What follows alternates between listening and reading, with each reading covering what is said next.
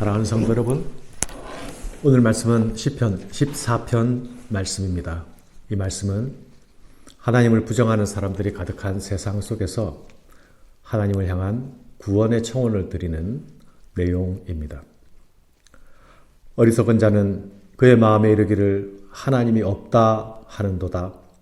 그들은 부패하고 그 행실이 가증하니 선을 행하는 자가 없도다. 이 시편은 시편 53편에서도 동일한 시편이 반복되어서 나타납니다. 14편과 53편의 차이는 하나님의 이름을 여호와라고 부르는 것과 엘로힘이라고 부르는 명칭의 차이밖에 없습니다. 성경에서 하나님의 이름을 여호와, 야훼 하나님이라고 부를 때에 그 하나님은 자기 백성을 기억하셔서 언약에 신실하신 하나님께서 자기 백성을 구원하시는 하나님을 표현할 때에 이 여호와 하나님이란 말을 사용합니다. 오늘 시는 여호와 하나님이라는 말이 사용된 시죠. 같은 시가 두 곳에서 두 번씩 반복되어 나타나는 이유는 분명히 알 수 없습니다. 하지만 이 시가 그만큼 이스라엘 공동체 가운데서 특히 예배에서 자주 빈발하게 불려졌던 찬양이라는 것쯤은 쉽게 짐작할 수 있습니다. 왜 이 시가 이스라엘의 예배 애창곡이 되었을까요? 그 이유는 이 시가 시편 1편처럼 하나님의 백성들이 가져야 할 보편적인 지혜를 담고 있기 때문입니다. 시편 1편에서는 의인의 길과 악인의 길, 두 가지 길을 제시하고 있었죠. 악인은 하나님의 말씀이 아닌 자기 생각과 자기 꾀로 살아가는 사람들이었습니다. 오늘 본문에서는 그런 그들의 삶을 어리석은 자로 표현하고 있습니다. 이 오늘 본문이 말하는 어리석은 자는 구체적으로 어떤 사람들을 말하는 것일까요? 이들은 특정한 어떤 한 개인을 말하는 것이 아닙니다. 집합적인 형태의 사람들을 말하는 것이죠.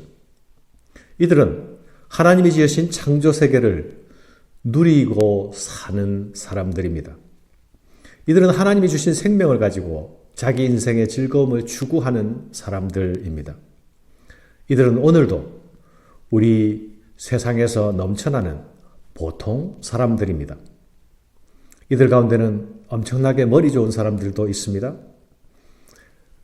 이들 가운데는 천재적인 과학자들도 있고 또 철학자들도 있습니다. 뛰어난 정치가도 있을 수 있고 세계적인 부호나 또는 이름난 투자 전략가일 수도 있습니다. 그런데 왜 이들을 어리석은 자라고 성경은 말하는 것입니까? 이들은 특별히 무지하고 무식한 사람이 아니죠. 이들은 특별히 비윤리적이고 특별히 비도덕적인 범죄자들이 아닙니다. 이들이 어리석은 자로 불리는 이유는 단 한 가지입니다. 그들은 하나님을 부정하고 하나님을 모르는, 하나님을 알지 못하는 무신론자들이기 때문입니다. 그들은 마음속으로 하나님이 없다고 말합니다. 때론 밖으로도 공공연하게 하나님은 없다라고 말하기도 하지요. 그들이 하나님을 부정하는 것은 단지 하나님에 대해서 모르기 때문만은 아닙니다. 그들은 본성적으로 하나님을 싫어하고 의지적으로 하나님을 미워합니다. 창조주 하나님이 피조물의 질서를 규정해 주시는 것이 순리가 아닙니까? 내가 하나님을 규정하는 것이 아니라 하나님이 나를 규정하시는 것이 마땅합니다. 그러나 이들은 자기가 하나님을 규정합니다. 규정하되 아예 하나님의 존재 자체를 부정하고 외면하고 무시해 버립니다. 이것은 하나님의 창조 질서에 대한 거대한 왜곡입니다. 창조주 하나님에 대한 심각한 반역입니다.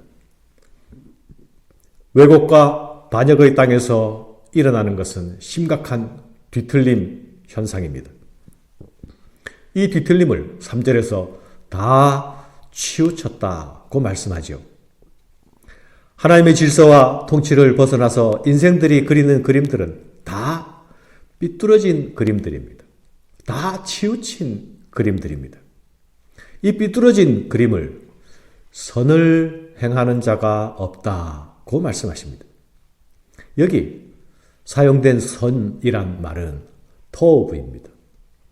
이 말은 창세기 1장에서 하나님께서 창조하신 것들을 보고 보시니 좋았더라 라고 하셨을 때에 그 좋았더라는 말과 같은 단어입니다. 토브.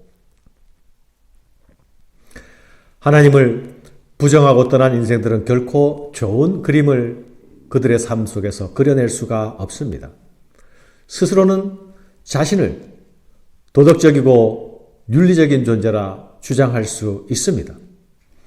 그러나 하나님이 살펴보실 때에는 모든 것이 치우친 좋지 않은 그림일 뿐입니다.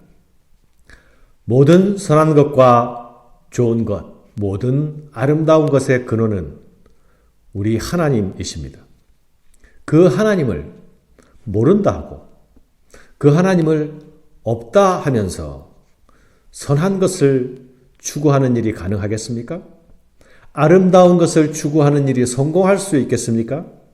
그런 일은 결코 일어날 수 없다는 것이 성경의 증언입니다. 그 불가능성의 확실함이 하나님께서 우리를 찾아오신 이유이지요. 그 희망 없음과 그 절망이 우리에게 구원이 필요한 이유입니다. 사랑하는 여러분, 우리는 아름답고 좋은 그림을 우리 삶을 통해서 그리고 싶은 소원이 있는 사람들이 아닙니까? 그러나 하나님을 떠나서는, 하나님 밖에서는 그 좋은 그림을, 아름다운 그림을 그릴 수 없다는 사실을 인정해야만 합니다.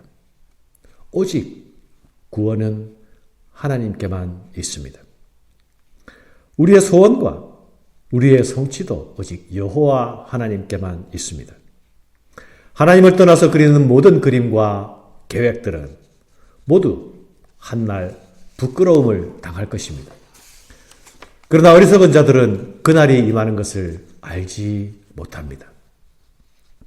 언뜻 보면 세상은 그들이 주인공인 것처럼 보입니다. 그들은 하나님의 백성들을 자기 먹잇감으로 삼고 자기 배를 채웁니다. 떡 먹어 치우듯이 개걸스럽게 먹어 치웁니다. 이런 세상 가운데 하나님의 백성들의 설 자리가 어디입니까? 온 천지에 먹구름이 가득 차서 캄캄한 세상이 되면 태양은 없는 것입니까? 태양이 정말 사라져버린 것입니까? 어둠이 세상을 지배하면 어둠과 버타고 살아야 하는 것입니까? 하나님이 없는 것 같은 세상, 그 가운데서, 그 어두운 가운데서 하나님을 찾는 자가 하나님의 백성입니다. 하나님을 두려워하지 않는 세상 가운데서 하나님을 두려워하는 것이 의인의 설자리입니다. 사랑하는 여러분, 오늘도 여러분은 이기는 일을 향해서 달려가고 있습니까? 아니면 강함의 추구를 향해 다른 박질 치고 있습니까? 누가 진정 이긴 자고 누가 진정 강한 자일까요? 하나님께로 달려가 그것을 피난처로 삼는 자가 하나님의 구원을 얻을 것입니다. 하나님께서 진정 그 의인과 함께 하실 것이기 때문입니다. 하나님의 사람들은 이런 소원을 가지고 살며 이런 소원을 가지고 하나님 앞에 나아갑니다. 하나님, 당신만이 나의 피난처이십니다. 하나님, 당신만이 나의 구원이십니다. 오늘도 당신께 피하며 당신의 구원을 갈망합니다. 사랑하는 여러분, 이스라엘 예배 공동체가 하나님 앞에서 이 노래를 즐겨 불렀던 이유가 무엇일까요? 나는 이 어리석은 자들과 다릅니다. 라는 것을 자랑하기 위해서일까요? 아닙니다. 어리석은 자가 지배하고 주도하는 세상 가운데서 하나님께 위로를 구하고 하나님께 마음의 소원을 청원하며 또한 이런 세상에 대하여 저항하기 위함입니다. 비록 그들의 삶의 자리는 구름 가득한 어둠 속에 있었지만 그럼에도 불구하고 그들은 빛을 향해 나아갔습니다. 하나님의 이름을 부르며 나아갔습니다.